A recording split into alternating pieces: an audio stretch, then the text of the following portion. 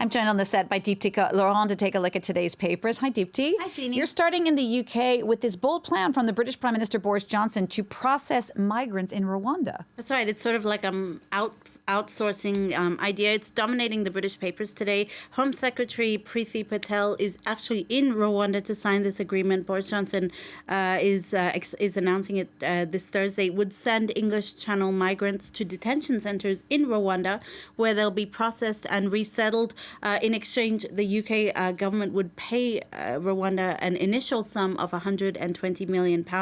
As the I notes, refugee campaigners have called the idea dystopian and inhumane. It would see people essentially from war-torn countries like Syria, Afghanistan and Iraq sent thousands of miles away to Rwanda in Africa. Now, the conservative paper, the Daily Express, actually hails the plan as a landmark deal and a radical blueprint to stop thousands making perilous channel crossings. It says the Rwandan Migrant Center is a historic move, the editors of the paper say today, and they say it's one that will tackle the, quote, wicked trade that is human trafficking. Heading to Senegal now, where the death of a pregnant woman in a hospital has sparked outrage there. Well, her name has been all across the websites of the Senegalese papers and even the Pan-African papers, Jeannie. The Burkina Faso paper, Wakat Sera, recounts this awful story. Astou Sokna was denied a C-section in the hospital because it had not been planned in advance. She was pregnant she was 9 months pregnant, and doctors had even threatened to expel her if she kept insisting on wanting a C-section. What happened was on April the 7th, she and her near-term baby died in the northern town of Louga. We will remember Astou Sukna, who's become an icon despite herself. That's what Wakat Sera says, because she died trying to give birth, adding that when we all know essentially that when given the resources, doctors do save more lives than they don't. But there's a lot of outrage in the Senegalese papers. It's reached the president as well. Le Quotidien, this Senegalese paper, calls her death one death too many. I quote, the Senegalese people are too often scandalized by hospital conditions, but things never change. It's time for the government to start paying doctors more and paying medical staff more and better training them so that this never happens again.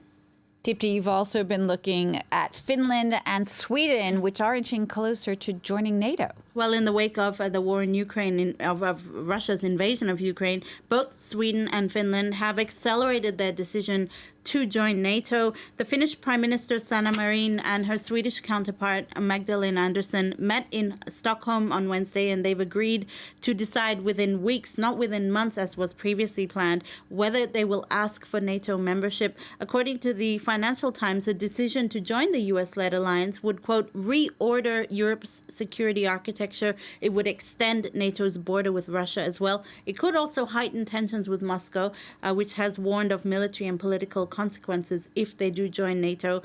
In Finland, polls are showing that a majority of Finns are now favorable to joining NATO, and NATO officials have said that they are very much willing to welcome the two countries. The French far-right presidential hopeful Marine Le Pen, meanwhile, has outlined closer ties for her between NATO and Russia if she's elected. That's right. Marine Le Pen, who has gone to great lengths to downplay her past admiration for Vladimir Putin, has said she would like a closer alignment between NATO and Russia once the war in Ukraine ends. This is what she would do as president. Her comments are making the front page of the Spanish paper El País today.